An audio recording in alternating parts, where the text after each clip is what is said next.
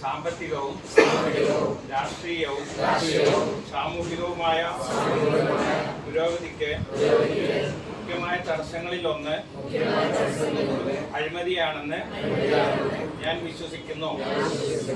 അഴിമതി നിർമ്മാർജ്ജനം ചെയ്യാൻ സർക്കാർ, പൊതുജനങ്ങൾ, സ്വകാര്യ സംരംഭകർ എന്നിവരുടെ കൂട്ടായ പ്രവർത്തനം ആവശ്യമാണെന്ന് ഞാൻ വിശ്വസിക്കുന്നു.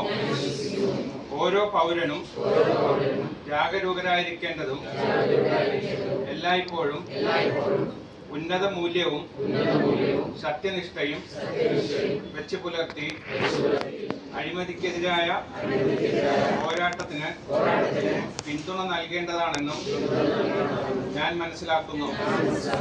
ആയതിനാൽ ഞാൻ ഇങ്ങനെ പ്രതിജ്ഞ ചെയ്യുന്നു: ജീവിതത്തിന്റെ സമസ്ത മേഖലകളിലും സന്മാർഗവും നിയമവാഴ്ചയും പിന്തുടരും.